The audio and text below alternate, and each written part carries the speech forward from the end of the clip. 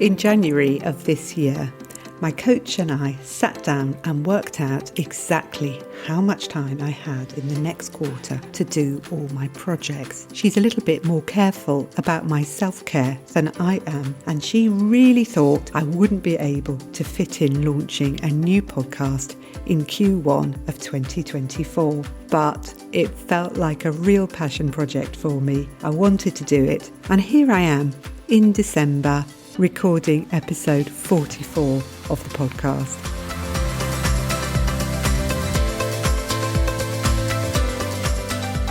Welcome to the Good Enough Counsellors Podcast.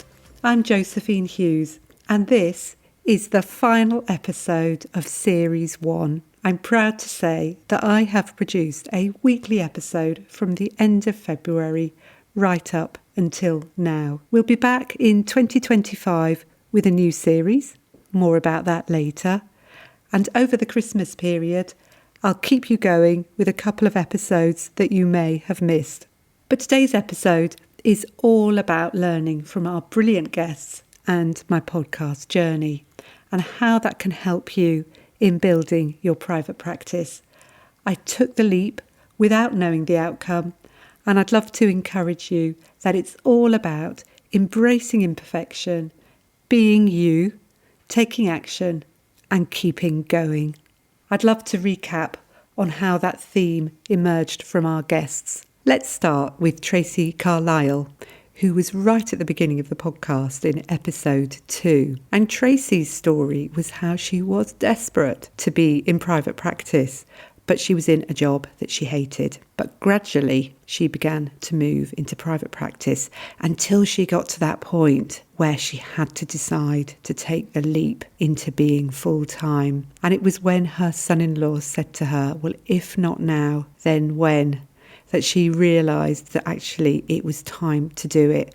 And within a month, she transitioned to being a full-time private practitioner. And her private practice is going really well. Sometimes it can be really difficult to make that leap like Tracy did. She supported herself by doing it gradually, but ultimately she still had to take that big step forward. She did it and she hasn't looked back. Taking that leap of faith can be really hard, and yet we've also heard from Emma Radway Bright in episode 19 about how she was able to transition to private practice.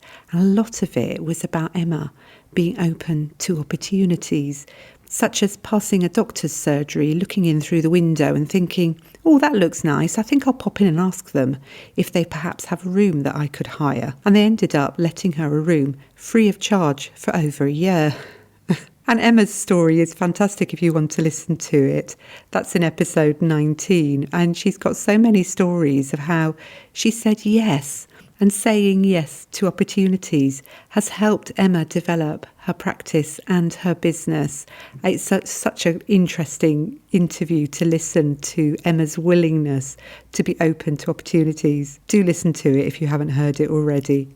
One of the other things that stood out to me about Emma's interview was the way that she created connections within her local community. In order to introduce herself to people, she decided that she would buy a coffee from a different coffee shop every day. So she had her little round of coffee shops, and gradually over time she got to know the owners, and that then led to them getting to know her and offering to advertise her business in their coffee shops. And I think the lesson from this is that by being yourself, it's amazing what opportunities might open up to you. Emma comes across as someone who's very willing to chat and listen. And I think her natural way of being just opened up new clients for her. And this is something that Samantha Lee really emphasised in her interview. The thing about Samantha is, as she said, when she first started her social media page, she thought she had to be a particular way. She thought she had to be like a counsellor, whatever her particular view of what being a counsellor was. And she said, looking back over her early posts on her page, they were actually a little bit boring. And it was when Samantha embraced being herself that her social media page really took off. And even this year, since I interviewed her, it's grown and grown. And you can see Samantha just growing in confidence in being herself, because it really, really works. You don't have to conform to this idea, this myth of being the perfect therapist. The most important thing is to be you, because that's what people really connect with. Someone else who talked about this in episode 11 is Fee Hukin, and she said that she began to get clients when she stopped trying to be that archetypal, sensible therapist. Perhaps the idea of a therapist that other people would expect. For example, she said when she first launched, it was the end of lockdown and her hair was cut in a grey bob, and she just looked quite sensible and a little bit boring. And she dressed in a very conventional counsellor way too. I don't know if that meant she was wearing cardigans. She didn't exactly explain that. But she says now she turns up to her counselling appointments. She's got pink hair. She's in her DMs and her jeans. And being herself, being her authentic self, is actually what has helped clients to find her. Fee's got quite a backstory, and I think that gives her such a sense of compassion and empathy for her clients. And by being herself, she really manages to communicate that to her clients and her potential clients. And I think that's why she's been successful in attracting people to her practice. This is also the story of Louise Lucas. Louise and I worked together for a long time in Therapy Growth Group, and during that time I saw Louise begin to really embrace her neurodivergent self. And Louise is now running a really successful practice where she's supervising neurodivergent counsellors and also attracting neurodivergent clients, and has actually created a course too on neurodivergent burnout and how to look after yourself. By embracing her neurodivergence, Louise really found her place within the counselling community and within the therapy world. And I really hope that encourages those of you who are also neurodivergent, who perhaps think that you don't fit or you don't belong. There is actually a place for you. And this is such a passion of mine, to encourage you to be yourself, because it's when you're yourself, when you're truly authentic, that you actually draw people to yourself. It can be really scary to do that. It can be really scary to expose yourself, to come out from behind that mask of the perfect therapist or the sensible therapist, like Fee was saying. But there's something about being you that just enables people to find you. So I'd really love to encourage you to be brave and to be yourself. Now, often what can stop you from that is that sense that you're not good enough as you are. And I really get that. This is me. This is why I have a group called Good Enough Counsellors, because this is my core belief that I'm working on, that I'm not good enough. And it is a constant work for me and constant work in progress to actually try and challenge that core belief about myself. But I'd like to bring in what Josh Fletcher said in his interview in episode 15. And Josh talked about, in a sense, befriending that part of us that feels like an imposter, that doesn't feel good enough. Because as Josh pointed out, that keeps us real. It keeps us reflective. It stops us from being arrogant and thinking that we know it all. So sometimes that self-doubt can actually serve us and help us with our clients. And also, as much as anything, give us a bridge, because I expect that many of our clients aren't feeling good enough as well. I think one of my learnings is that I usually don't think I'm good enough. But when I give something a go, it's surprising how much it connects with other people. We don't have to be perfect to get started. Often it's a journey, and it's all about learning and growing as we go along. And sometimes we have to take a leap. And this is something that Nicola Pott, because Nicola's got a background as a physio specialising in working with people with breathing problems. And Nicola incorporated this into her work as a therapist. You can hear from Nicola in episode 36. Who would have known that working as a physio could be such a useful thing for people who are suffering from trauma and panic attacks? But Nicola has incorporated her knowledge into being the therapist that she is today, plus her previous training as an EFT practitioner. She combines all these elements into a unique approach to helping clients, and she does have some great testimonials on her website from clients who really found that approach beneficial. So again, what I'd like to encourage you is that you bring a wealth of knowledge and experience, and often it's about thinking, how can I apply that to my therapy? How can I apply that in my experience when I talk on my website and in my directory entries to show people that I'm someone who's got something extra to offer them? Embracing what makes you unique and what makes you different can be a huge asset in your private practice. And this is something, I'm going to say in passing, that I absolutely adore helping people with. So if you're stuck on that, there will be opportunities to work with me in 2025 where we'll work on identifying what it is about you that makes you special and makes you unique and that you can use to help you with your directory writing and website writing and your social media so that you can reach the clients that would really benefit from working with you. Sometimes it's about finding the fuel for your passion, and that's part of what I'm talking about identifying what it is that you bring to therapy. And Katie Bowers, who I interviewed in episode 32, is an example of this. So Katie's someone I've known, she's a good friend, and we've been together since we were training on our diploma together, and I've seen her go through various phases of her counselling development. But what's really fueled Katie recently was discovering EFT, emotional freedom technique, and it was using this that has really given Katie the passion to get going on her private practice, and she now solely works using EFT and helping mums of a certain age to overcome their difficulties. I think Katie's story illustrates that if perhaps you're finding it hard and perhaps you don't really feel fueled with enthusiasm, then it might be that you haven't quite discovered yet what it is exactly that you want to do. And I think sometimes it's about finding who it is that you want to serve. So going back to that idea of niching and finding out who it is that really lights you up in your work, the type of work that lights you up. And again, that's something that I really do enjoy helping people discover.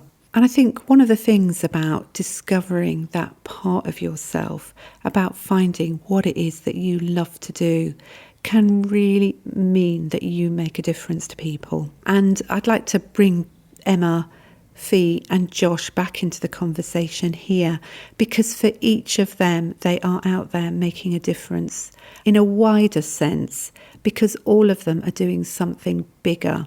So Fee set up a low-cost counselling service.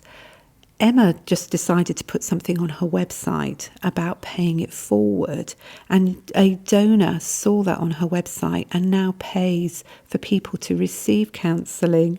So Emma still gets paid, but she's able to offer counselling free to the clients. And Josh, as you probably know, does a huge amount of work with his writing and his work on Instagram. So these are people for whom something bigger is happening. And I think when you have a passion, it enables you to make things happen.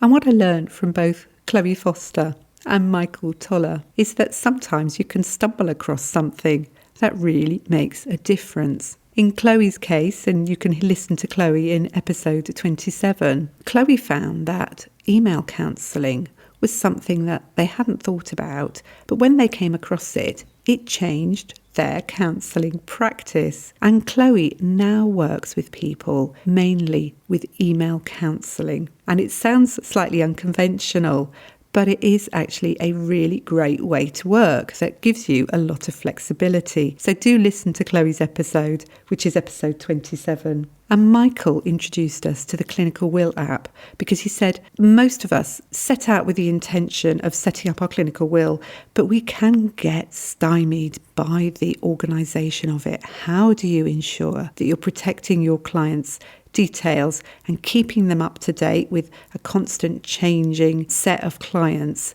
and make sure that you're working ethically with a clinical will? And Michael realised that actually tech was the answer to this. And along the way, he's found himself developing this clinical will app, which was probably something he'd never intended to set out to do when he set himself up as a therapist. But it's now become something that's really serving people.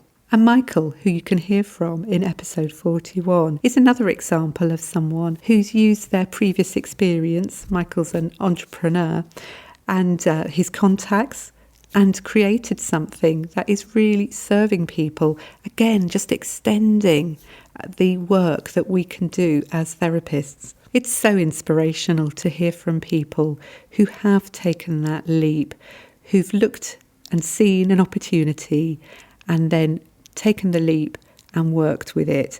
And it's amazing what people manage to achieve when they do that. But just in case you're sitting here listening to this and thinking, oh, I'd never be able to do any of that, I think it's really important to remember what Samantha Lee said in episode 23.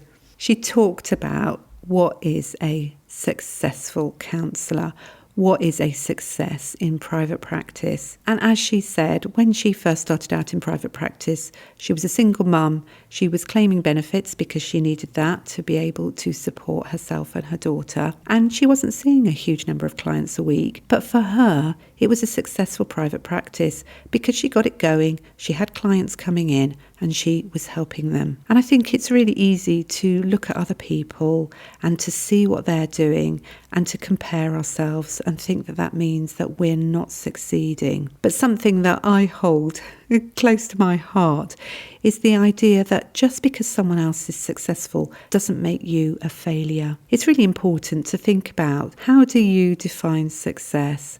What does success mean to you? And to really take notice of the little signs that actually you are doing well. With every step you take, you are growing. It's only as we take steps that growth can happen. And I think my podcast is an example of this. I've reached episode 44, but I had no idea when I started that this was actually where I'd get to. I'd been putting off doing it for absolutely ages. But in the end, I just said, no, I want to do it, and I'm going to set a date when it's actually going to come out. And having that date as a deadline really did help me. And I think I probably shared it more widely too, in order to have some accountability, because the thought of telling people that I was going to do it and then people seeing that I hadn't done it is something that really does motivate me. The thought of people looking at me and saying, well, she said she was going to do it and she hasn't. So that's something that really motivates me. So committing to a date really did help me. But at the start, what I thought I was going to be doing was just repurposing previous live feeds that I'd done. But what I very quickly found was that that wasn't going to work, so I had to change what I was doing. And at that point, I started to write the podcasts. But over time, I realised that was taking me an awful lot of time. And earlier this year, as I said in an earlier podcast, I started working with a coach who said to me, no, try and do it just conversationally. And that was a bit of a leap for me, because I had to come out from hiding behind all the planning and the preparation and the script, and I had to be more myself. And I was worried that I wasn't going to be good enough. But I have had some lovely feedback from somebody who got in touch to say how much they enjoyed that episode. Thank you for that. You know who you are. Because ultimately, it's not really about perfection. It's about connection. And I think people really appreciate knowing that I don't feel good enough, because often they don't feel it either. And I think there's so much of a pressure on us really to present our best selves to people, and most of us are sitting there not really feeling that we match up to everybody else. And so it's really refreshing to hear from someone when they say, actually, I don't really think that I'm like that. And I think the important thing about this is to acknowledge that we need to be kind to ourselves, that hearing somebody saying something like, I don't feel good enough, that enables us to think we're not alone, and that enables us to be kinder to ourselves.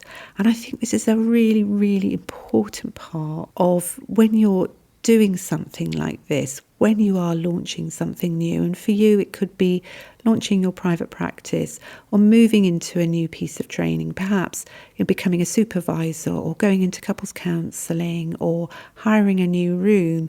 When you're doing something different like this, being kind to yourself is so, so important. It's really important to notice these small steps that you're taking and acknowledging that that's a big thing. It might seem small to someone else, but for you, it can be a really, really big thing. And one of the things that my coach, Heather, has encouraged me to do is to sit down at the beginning of each week and write down the last week's accomplishments, because otherwise we just run over them. We don't think about them. We don't acknowledge our growth. And I think it's so important for us to acknowledge that we are learning and we are growing, we are overcoming challenges, and that helps us to feel more confident for the future when we take on the next big thing that we're going to be doing. Obviously, one of the highlights for me this year was being invited back to the podcast awards, because this little podcast that I started at the beginning of the year without much idea as to how it would grow and develop was nominated and shortlisted for a podcast award. And although I didn't win my category, it was just such a moment of pride to actually be there at the awards, because it's just me and my daughter doing it. And I'd like at this point to say a big thank you to my daughter, who edits this every week, and not only edits it, but keeps encouraging me and saying, yeah, it's okay, Mum, it was good. So thank you for that. It was just such a moment of pride for me to be there. And the lesson for me is that often you're better at something than you realise you are. And like I was saying earlier, I've got this core belief that I'm not good enough, but it would appear from the people who are following the podcast and downloading it week after week, and that's you, my listeners, thank you, is that you do think it's good enough. And actually, perhaps I'm better at this than I actually realise. And perhaps the same could be true for you with your counselling and with your private practice. You're actually better at this than you realise. And I'd also really like to say thank you to the members of my Therapy Growth group who continue to come along each week, who continue to belong to the group and pay me to belong. And I want to say a big thank you to you, because you're important too, and your encouragement, the fact that you believe in me and keep coming back week after week, means such a lot to me, and thank you for that. You keep me going too. So what are the takeaways from this episode? Well, I'd like to mention consistency, because I have recorded an episode week after week after week, and so the podcast has grown. And as I said a little while ago, I think it's now long enough that it could actually be turned into a book. I'm not sure I'm going to do that yet, but watch this space, you never know. But it is just taking those steps week after week after week that's actually meant that the podcast has grown in the way it has. And what I'd like to say at this point is, sometimes when you start, you think you haven't got time to do something. Just like my coach Heather said to me, I don't think you've got time to fit this in Q1. But I was determined to do it. And what I found is that, yes, I've had to do some juggling. And yes, it has been difficult at times. But the fact is, I have managed to fit in producing this podcast into my schedule. And it's amazing what you can do when you want to do it. So if you're thinking, oh, how am I going to fit in private practice into my life at the moment? It's incredible. You'll find a way. Don't stop because you think you haven't got time, because if you're determined to do it, you will find that you'll have time. And hopefully I'm going to interview somebody who I'm thinking about, who I spent some time with, and she said, oh, how am I going to get time to do this particular qualification? And boy, has she got that qualification, and the way she's growing is just amazing. And I hope to interview her for the next series. So keep being consistent. And I think the other takeaway I'd really like to mention is to be self-compassionate. Be kind to yourselves. Starting something new can be really taxing, and it's really important to take care of ourselves. Like I said, to note what those steps are, to be realistic with yourself, and if you're not feeling good enough, to know that this is normal. If you feel like an imposter, like Josh said, that's actually not a bad thing, because you can reflect and learn and grow, and so it keeps us on our toes. And then also, I'd really like to encourage you to take the leap. You might be feeling scared or uncertain about making a leap into private practice or social media or blog writing or starting a podcast, but the fear that you feel is actually just part of the journey. It's really important to acknowledge that the fear is there, but that doesn't mean that you don't do it. As Tracy says, if not now, then when? Perhaps 2025 will be the year for you to actually make that leap.